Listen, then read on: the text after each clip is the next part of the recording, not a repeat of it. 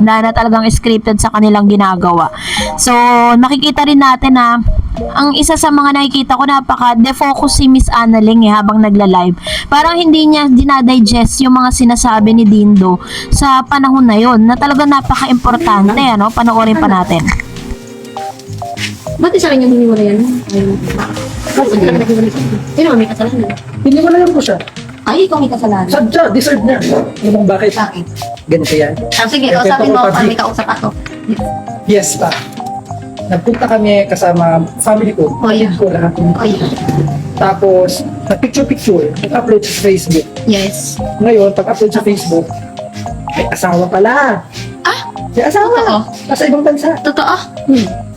Tapos? Pagpunta ng asawa, pagkita ng asawa, nag-comment.